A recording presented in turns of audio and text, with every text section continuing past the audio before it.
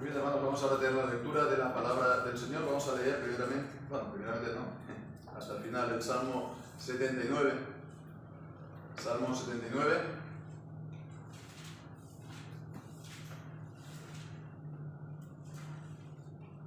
Que dice así la palabra del Señor. Salmo de Asaf.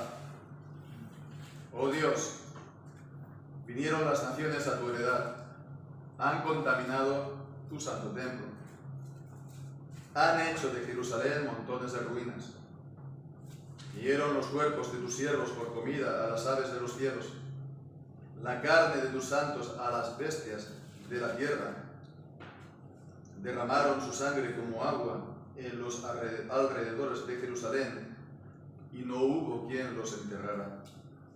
Somos afrentados por nuestros vecinos, escarnecidos y burlados por los que están en nuestros alrededores. ¿Hasta cuándo, oh Jehová? ¿Estarás airado para siempre? ¿Arderá como fuego tu celo? Derrama tu ira sobre las naciones que no te conocen y sobre los reinos que no invocan tu nombre, porque han consumido a Jacob y su morada han asolado. No recuerdes contra nosotros las iniquidades de nuestros antepasados. Vengan pronto tus misericordias a encontrarnos, porque estamos muy abatidos. Ayúdanos, oh Dios, salvación nuestra, por la gloria de tu nombre, y líbranos y perdona nuestros pecados por causa de tu nombre. ¿Por qué dirán las naciones, dónde está su Dios? Sea notoria en las naciones, delante de nuestros ojos, la venganza de la sangre de tus siervos que fue derramada. Llegue delante de ti el gemido de los presos. Conforme a la grandeza de tu brazo, preserva a los sentenciados a muerte. Y devuelve a nuestros vecinos en sus senos y de tantos, de su afrenta con que te han afrentado, oh Señor. Y nosotros, pueblo tuyo y ovejas de tu prado, te alabaremos para siempre. De generación en generación cantaremos tus alabanzas. Amén. Y el Señor bendiga su santa palabra. Pues hemos leído este salmo, dice Salmo de Asaf, es un salmo que ciertamente fue escrito mucho tiempo después de David. David que vivió por allá el año 1000 a.C., y este salmo, por lo que vemos aquí, sin duda es posterior al año 587 a.C. ¿Sabemos cuál fue esta fecha? 587 a.C.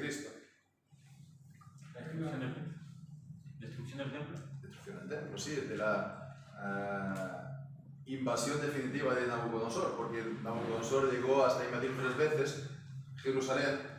Y ya la última, pues como vemos en el último capítulo de Jeremías, capítulo 52, vino la destrucción del templo.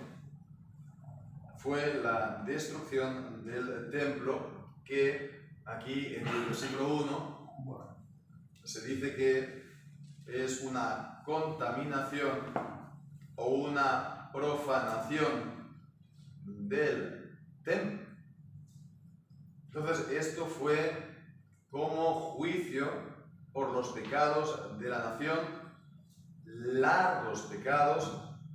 La nación por muchos siglos había estado en los pecados y al final pues fueron visitados por el Señor. En el versículo 9, en la segunda mitad, dice, versículo 8 dice, no recuerdes contra nosotros las iniquidades de nuestros antepasados. Así pues, tal como Dios lo había anunciado de antemano, lo había anunciado ya en el don de la ley, en Levítico y sobre todo en Deuteronomio.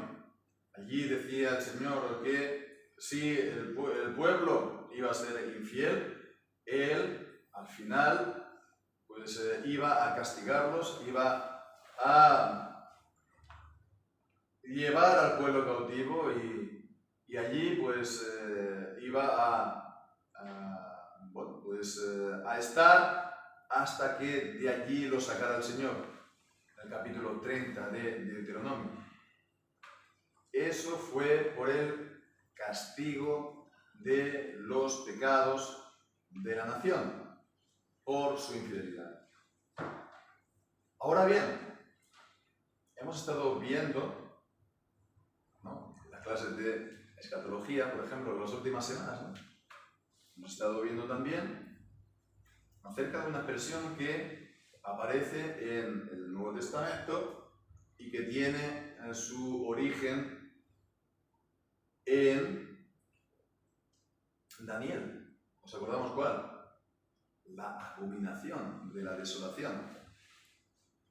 En Mateo 24, en Marcos 13, en Lucas 21, en los discursos se llaman apocalípticos o escatológicos de Jesús, dice que cuando veáis a la abominación desoladora de la que habló el profeta Daniel, el que lea entienda, pues entonces el que está en Jerusalén se vaya a los montes, etcétera, etcétera, etcétera.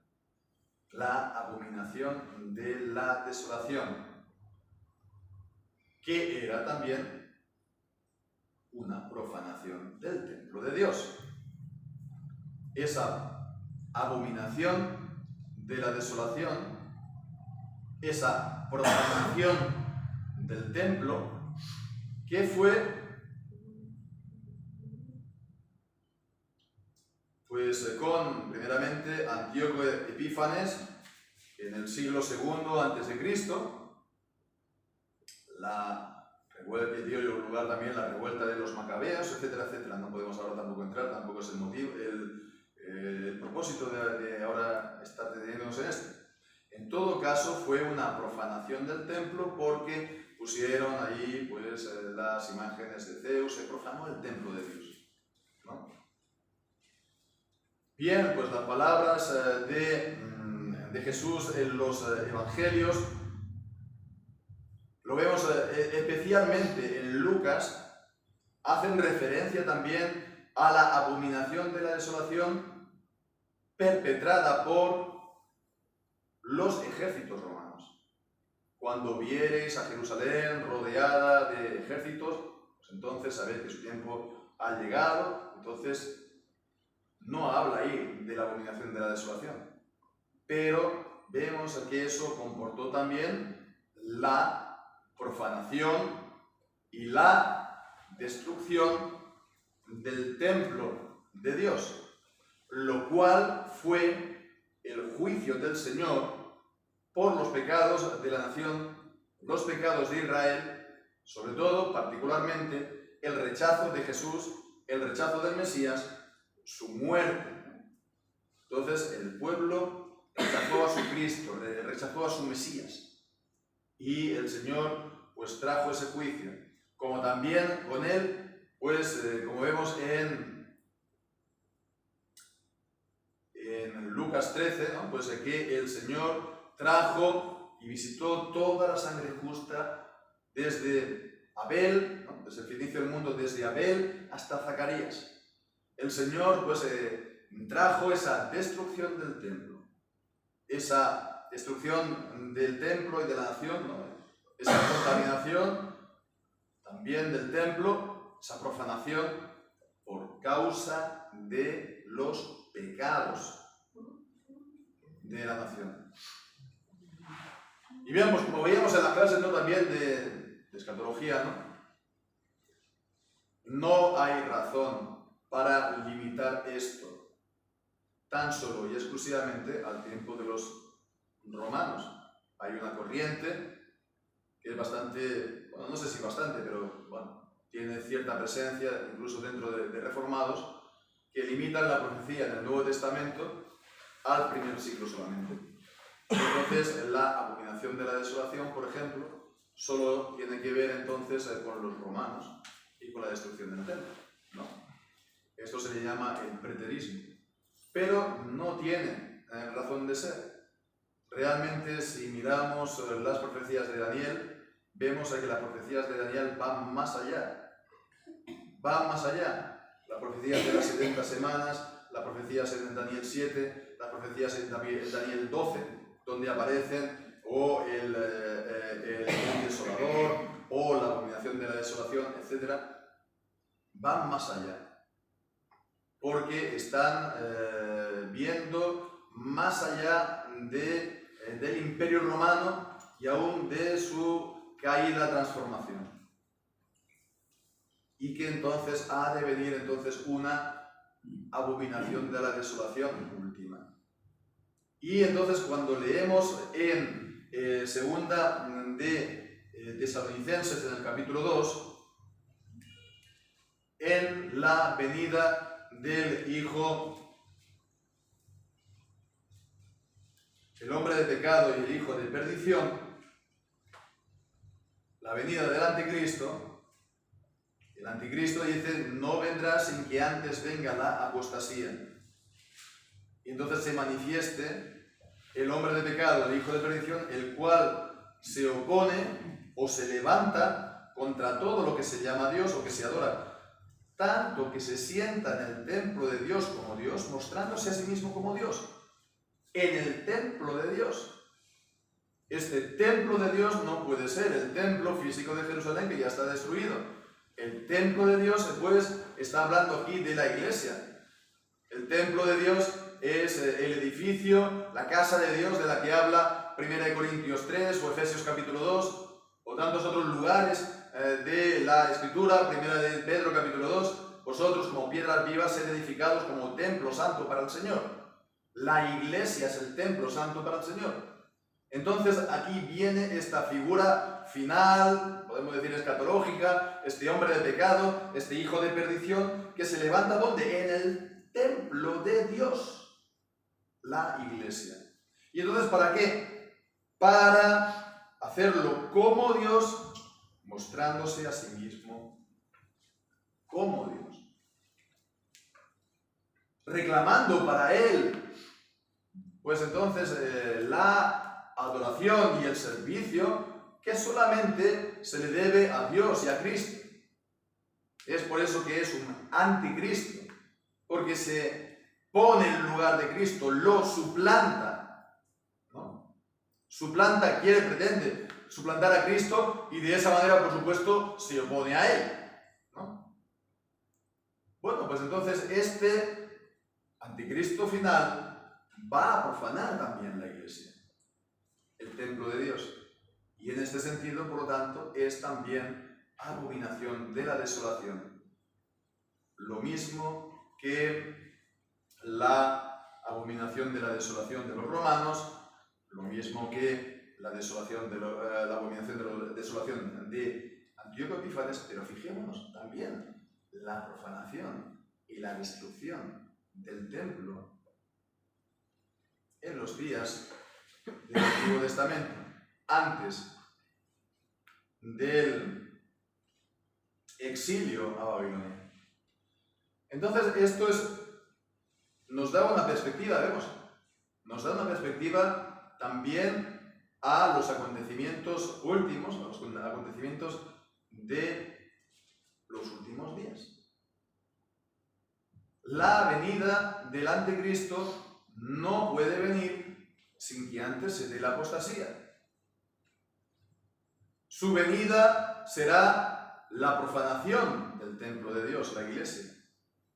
Pero esta profanación del templo de Dios, esta venida del anticristo, podemos ver como una fatalidad, siempre está en los planes del Señor, siempre está en su decreto, no va de por libre, por así decirlo, pero fijémonos que requiere de esta apostasía del pueblo de Dios. Entonces, esto es una cosa que normalmente, un punto que normalmente se pierde cuando se habla del anticristo, de los últimos días de la iglesia. Es que esto es también un juicio a la iglesia por sus pecados. Y esto normalmente se pasa por alto. No es una cosa que normalmente se lea o se oiga. Pero sí, la iglesia está en su estado normal, en la que lo instituyó el Señor y es fiel al Señor, no hay lugar para el anticristo. Se da cuando hay unas circunstancias. Bien es cierto que está el espíritu del anticristo, el misterio de la iniquidad obrando. Es indudable, por supuesto. Y esto no lo podemos remediar. No lo podemos evitar. Pero en este tiempo en el que el Señor ha dado potestad, toda potestad en los cielos y en la tierra a Jesucristo, y Jesucristo es la cabeza de la Iglesia. La Iglesia es su cuerpo, la plenitud de aquel que lo llena todo en todos, Efesios capítulo 1, versículo 23. Así pues, vemos que tenemos entonces esta potestad para seguir anunciando, predicando el Evangelio, llamando a las naciones a la obediencia de la fe. El Señor le da esa potestad de que las puertas del infierno no prevalecerán contra la Iglesia y que la Iglesia prevalecerá y que la Iglesia continuará siendo siempre. Ahora bien, solamente hay un gran problema: el pecado en la Iglesia. El pecado y la apostasía en la Iglesia. Y esto sí que realmente es un grave problema. Porque el pecado en la Iglesia y la apostasía en la Iglesia es una especie de termitas, ¿no?, que te están corroyendo por dentro y que al final, pues, de la Iglesia solamente queda la fachada hasta que se viene todo abajo. Bien, el pecado de la Iglesia, de la misma manera que el pecado de las naciones. Esto es a tener en cuenta. Porque normalmente concebimos que el pecado como solamente algo de los seres humanos, de las personas, no de los individuos. Pecan solamente los individuos, ¿no?, y las personas. Ciertamente, ¿no? Ciertamente. Pero también el Señor trata no solamente con individuos, sino también con colectivos, con familias, con iglesias y con naciones. Y entonces los ve comprendidos, lo ven como una unidad. Normalmente en su cabeza es como el pacto de la gracia, el pacto de las obras, ¿no?, que la humanidad está comprendida en su respectiva cabeza, ya sea Adán en la caída, ya sea Cristo en la redención. Es así también en las familias, es así también en las naciones, ¿no? Lo vemos incluso en el Nuevo Testamento, que el Señor está diciendo: ay de ti, Corazín, ay de ti, Betsaida, a ciudades vistas como una unidad. Pues entonces vemos aquí está hablando de pecados, ¿no?, de estas unidades, de pecados de muchas veces de las cabezas que llegan a ser, pues, a formar parte, a ser parte del pueblo. Entonces vemos que por los pecados, en este caso de la Iglesia y de las iglesias, ¿no?, en un sentido de las iglesias locales y de la Iglesia en un sentido general, pues viene el estado de abatimiento que vemos aquí en este Salmo 79. Ya hemos visto, ¿no?, en el versículo 1, oh Dios, vinieron naciones a tu heredad, ¿no?, las naciones, los gentiles, que han contaminado tu santo templo, han hecho de Jerusalén montones de ruinas, dieron los cuerpos de tus siervos por comida a los aves de los cielos, la carne de tus santos a las bestias de la tierra. Y trasladando esto a nosotros, ciertamente la persecución a la Iglesia es a los cristianos es uno de también señales de los tiempos que marca la oposición, ¿no? Pero también la Escritura nos está diciendo que, esta venida del anticristo, pues va a hacer guerra a los santos y los va a vencer. Los vemos en Apocalipsis, lo vemos en Daniel.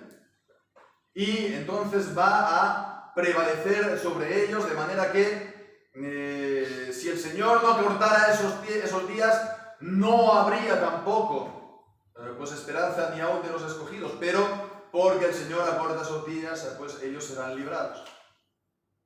Entonces vemos que esto le da también perspectiva al versículo 2, porque también lo podemos ver que esta caída de la iglesia pues trae consigo que se enseñoreen sobre ella sus enemigos, que el diablo sea fortalecido y pueda desencadenar su furia contra la iglesia, que si no hubiera sido por su infidelidad no habría sido así. Derramaron su sangre como agua en los alrededores de Jerusalén y no hubo quien los enterrara. Somos afrentados por nuestros vecinos, escarnecidos y burlados por los que están en nuestros alrededores. Y esto ciertamente es una deshonra y un oprobio para el pueblo de Dios. Que el pueblo de Dios conozca esta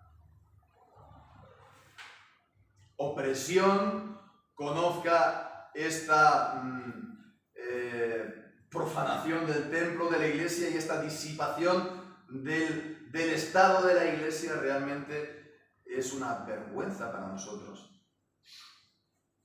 Porque somos pueblo de Dios y también pues está en contra de nuestro estado como hijos de Dios. Es una vergüenza también porque muestra nuestro estado caído y que estamos pues bajo la vara del Señor. Pero es también una vergüenza porque no se corresponde al Señor. Porque esto no habla bien del Señor. Por causa de Dios. Y es entonces esto que leemos en el versículo 9. Ayúdanos, oh Dios, salvación nuestra, por la gloria de tu nombre, y líbranos, y perdona nuestros pecados por causa de tu nombre. ¿Por qué dirán las naciones, ¿dónde está su Dios? ¿Dónde está su Dios? Esta es la burla de los no creyentes, esta es la burla de las naciones, de los incrédulos. ¡Ay, el Dios de ellos! ¿Dónde está? ¿No? ¿Quiénes son estos? No, fíjate, son 4 gatos mal contados, ¿no? ¿Qué pueden hacer ellos? No, nosotros somos los que dominamos el mundo, cuando el mundo es de Cristo, cuando Él es el Rey de los reyes, el Señor de los señores, cuando Él gobierna las naciones con vara de hierro,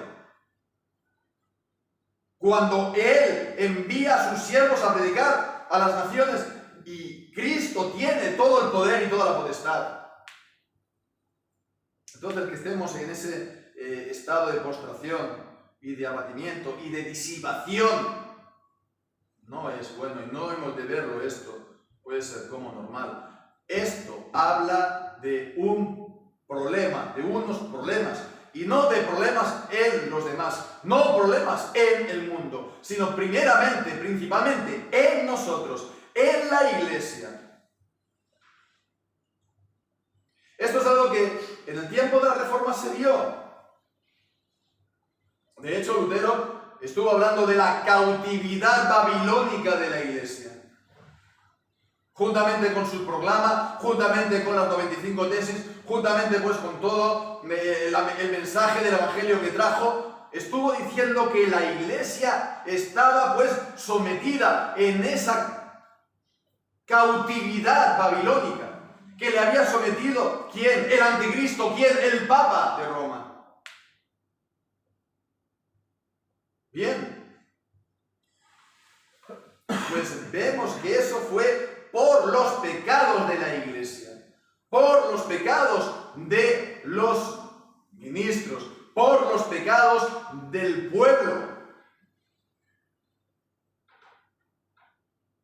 La iglesia que había vencido al Imperio Romano, que le estaba persiguiendo, se llegó a podrir completamente, de manera que permitió también el ascenso del Anticristo.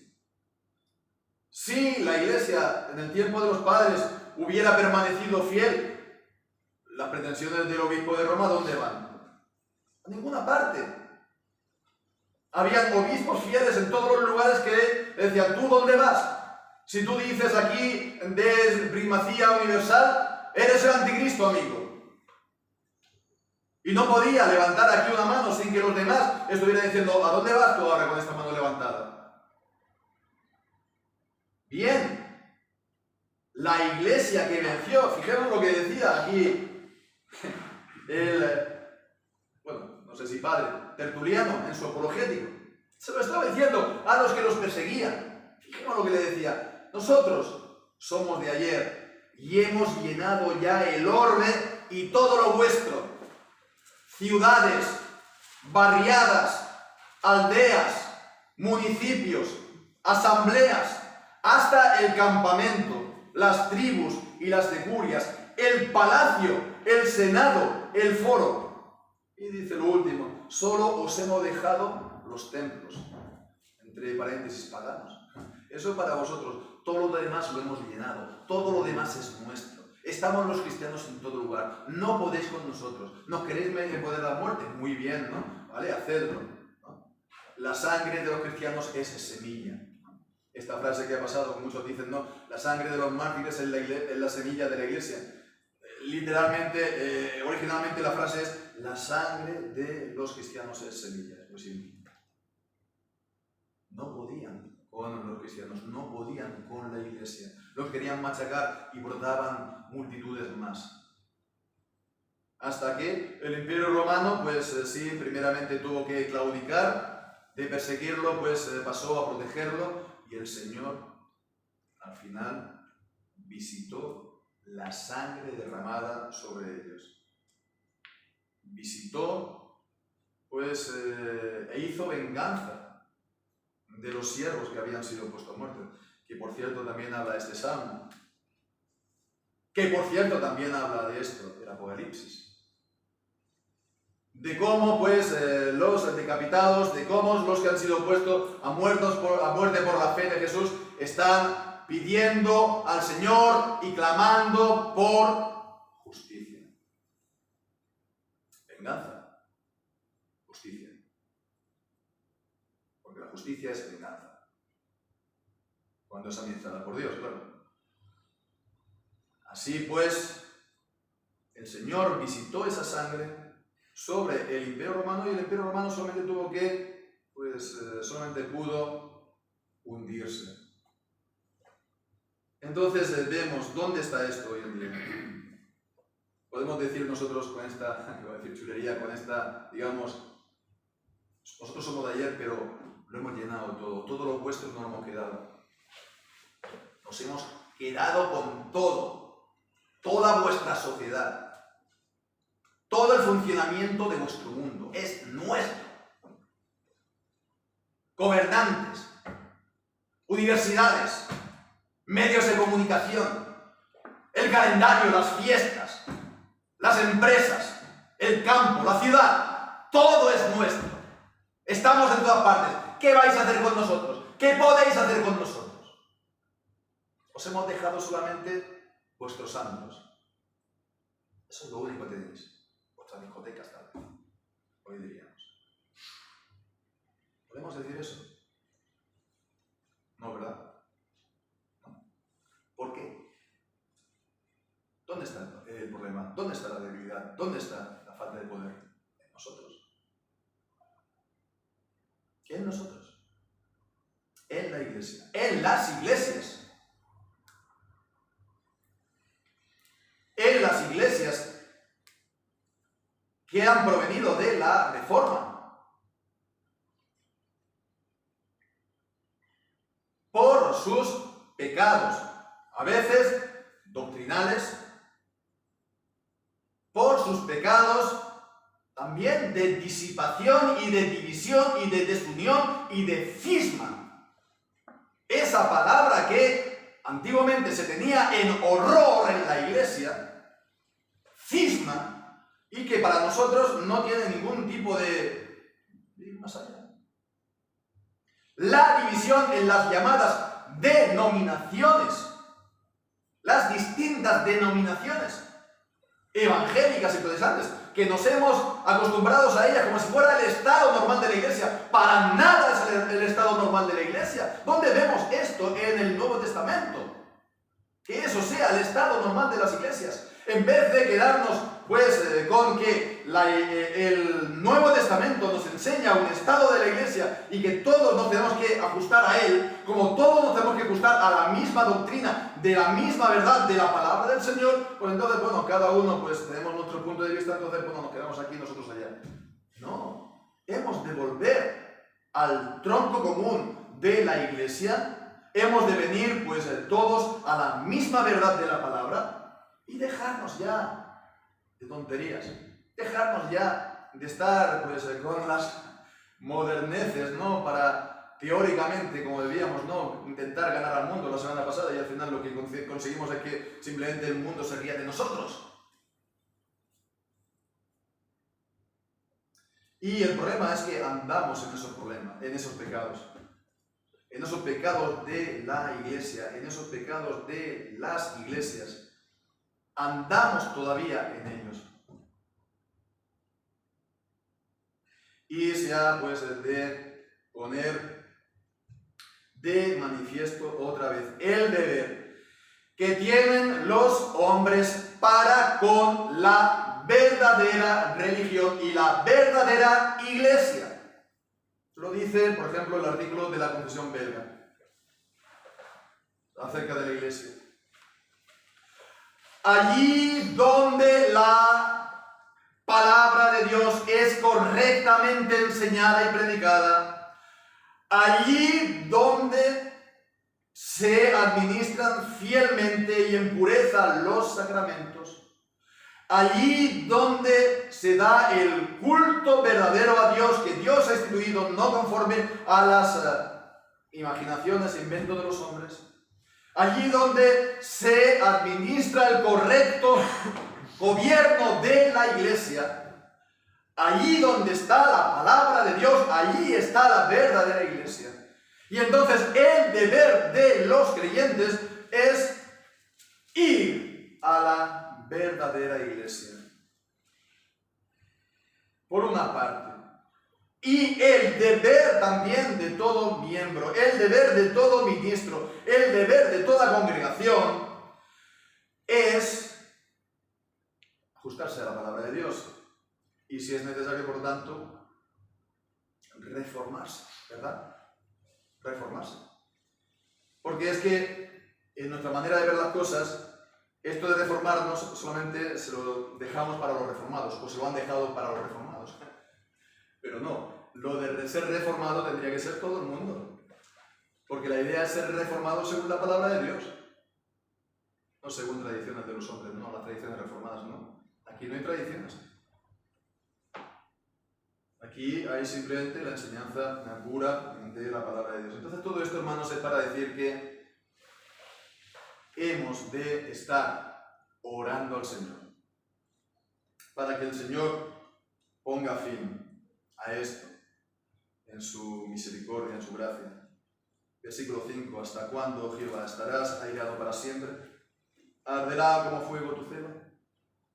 Hemos de estar orando al Señor, que el Señor, en su misericordia, de la misma manera que hizo hace tiempo, generaciones pasadas, en los días de la Reforma, pues el Señor traiga una reforma en este tiempo. Esta palabra, ¿hasta cuándo? Aparece una y otra vez en los Salmos, creo que aparece hasta 13 veces. Continuamente los Salmos. Entonces, hermanos, a que esté también continuamente en nuestra mente y en nuestros corazones y en nuestras oraciones al Señor. Para que el Señor pues tenga bien de levantar su vara y no dejarnos más pues en un sentido general,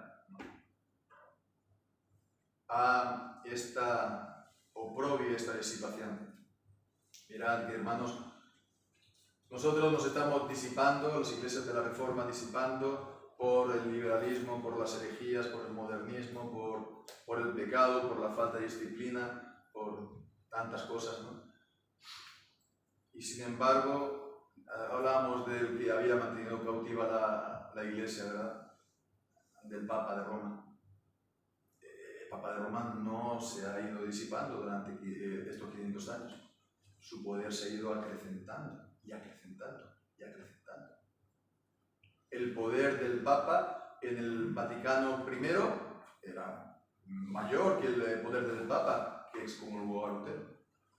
Y el poder del Papa del Vaticano II mayor que el del Vaticano I. Y el de que tenemos ahora mayor. Porque él puede hacer lo que quiere, de hecho hace lo que le da la gana, y no hay nadie que se levante dentro de ellos para decirle: ¿tú qué haces? ¿Tú qué pretendes? ¿A dónde vas? Y entonces, está avanzando no solamente, por supuesto, la Iglesia Católica Romana, por supuesto, pero también lo está haciendo por medio del ecumenismo en el protestantismo, en las iglesias de la Reforma y aún en el mundo, en las otras religiones. Y el Papa es un líder mundial, ¿no? El más respetado de todos los líderes mundiales, con mayor, comillas, autoridad moral. Entonces, lejos de estar nosotros predicando y anunciando la verdad, la ley y el evangelio, y trayendo las naciones a la obediencia de la fe, ¿qué es lo que ocurre? Lo contrario. El acrecentamiento del anticristo. Y esto, como decimos, en buena parte es nuestra responsabilidad como iglesia en general, y hemos de estar orando al Señor para que el Señor, por la gloria de su nombre, por causa de su nombre, por su verdad, el Señor pueda revertir esto parcialmente, sí, temporalmente, sí, y pueda extender este día de gracia todavía para que no sean condenados tantos millones de personas que perecen por falta de conocimiento de la verdad, habiendo sido extraviados por falsos profetas, falsos cristos, por doctrinas de demonios.